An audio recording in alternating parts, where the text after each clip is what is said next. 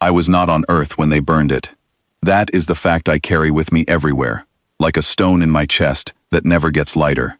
I was 3 light years out on a survey mission, sitting in a cold communications room aboard the Kessler's Margin, when every signal from home stopped at once. Not a fade, not interference. A clean stop, the way a candle goes out when someone puts their hand over it. One moment, there were news broadcasts, weather reports, shipping frequencies, the low hum of a living world. Then nothing.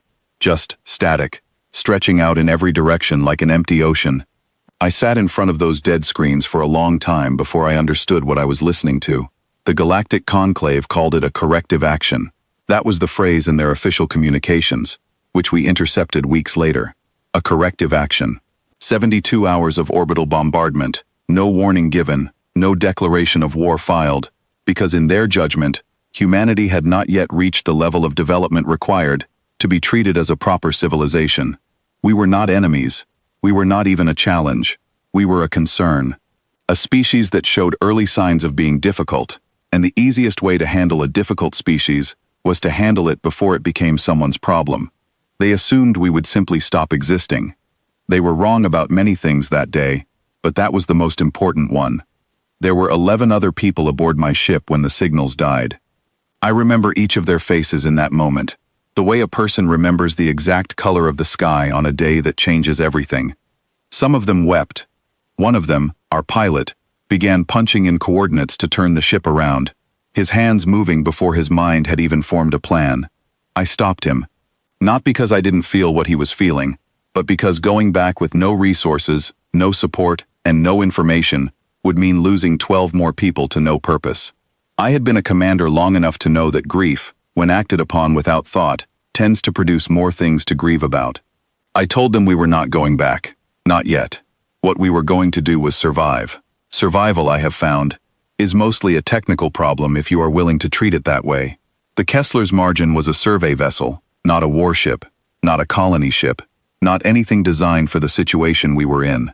But it had a functional engine, food production systems that could be stretched, and 12 people with a combined set of skills that turned out to be more useful than any of us expected. We found others over the years, a mining colony on Ganymede that the Conclave had not considered worth the effort of destroying, a research station buried under 40 meters of rock on Mars, which had gone completely undetected because nobody had thought to look. Scattered ship crews like ours, drifting, making the same calculation we had made. When we finally counted, we had 4,211 humans left, across 3 celestial bodies and a handful of vessels. 4,000 people, where there had once been 10 billion. I want to tell you that number broke me. The truth is more complicated than that. The number was so large, so far beyond anything I could hold in my mind at once, that it did not feel like grief at first. It felt like a problem of mathematics, and so I treated it like one, because that was what I knew how to do, and because falling apart was something I could not afford, and my people could not afford, and so falling apart simply did not happen. We built. Slowly, quietly, without announcing ourselves to anyone. The Conclave moved on almost immediately. We intercepted their communications regularly in those early years, and Earth came up less and less. By the 10th year, it barely came up at all. We were a resolved matter, a closed file. The universe, as far as 31 spacefaring civilizations were concerned, had one fewer species with potential behavioral problems, and life went on. I kept that word. Resolved. I filed it in a part of myself that stayed very still and very cold, and I did not take it out often, but I never forgot where it was. 30 years after the bombardment, I authorized a return mission to Earth. I did not go myself. I sent our xenolinguist, a woman named Dasha Vell, who had the particular gift of being able to observe catastrophic things and describe them with precision rather than emotion. I needed a report. I did not need to be the person holding a recorder in the ruins of everything I had ever come from, because I had learned by then which tasks I could be trusted with and which I could not. Jasha came back with 2 things. The first was footage that I watched once, and then locked behind a command-level access code that only I could open. I have not opened it since. The second was something none of us had expected. Survivors. Not many, but real. Fewer than 2,000 people, hiding in deep bunkers, in old subway tunnels, in a seed vault beneath Arctic ice that turned out to have been built by people who understood, on some level, that the world could end and someone needed to plan for what came after. They had been underground for 30 years. They had their own ways of speaking, their own stories, their own understanding of what had happened, and who might one day come back for them. When I finally docked and walked into that bunker, the smell hit me first. Recycled air, and wet stone, and something faintly green, like moss, or hope, or both. Several hundred faces turned toward me at once. I do not have a word for the expression they wore. It was not quite relief, and not quite fear, and not quite the particular human look of someone who has been waiting so long that they stopped believing the waiting would ever end. Among those survivors was a woman named Oma Priest, 61 years old, who had spent 3 decades in the dark doing calculations in her head. She had access to fragments of conclave weapons technology that had come down in the bombardment without fully detonating. She had studied them the way a person studies something they plan to take apart and understand completely. When I sat across from her and asked what she had been working on, she described, in quiet and specific detail, how you would theoretically breach the point defense systems used by conclave warships. I asked her how long she had been developing this. She said 30 years. I asked if she had what she needed to make it real. She listed the materials. We had most of them, the rest we could acquire. I looked at her for a long moment. She looked back at me, with the eyes of someone who has had an answer ready for decades, and has simply been waiting for the right question. I told her to get started. The Conclave discovered us 61 years after the bombardment, and the way they discovered us was almost funny in its smallness. Not an intelligence operation, not a careful search. A cartographic survey vessel, updating star maps the way you update a filing system, sent an automated ping to Earth and noted an unauthorized structure on a previously cataloged dead world. The ping was flagged for review and queued in a low-priority routing system to be relayed to a regional administrative center within the week. We intercepted the flag before it could travel another meter. I gathered the people who mattered most. Nasha, who knew the Conclave's language and logic better than some of its own citizens. Hecto, who had been a 16-year-old on a school tour of the Ganymede station when the world ended, and was now 77 years old, and the best systems engineer humanity had left. Oma, who looked at me the same way she always did, like a person who has been holding a door open for a long time and is ready to walk through it. We held a vote. Every adult human in our network, 2,611 people, given a simple choice. I was not a government. I was not elected. I was a survey commander, held in place by stubbornness and 61 years of very focused intention, and I was not willing to make the decision that followed without the people it would affect most. The result came back at 94.7% in favor. The 5.3% who voted otherwise were heard. Their concerns were documented.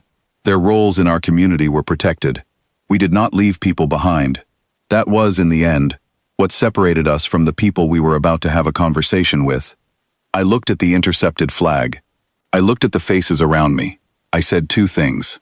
Destroy the relay, and then, it is time.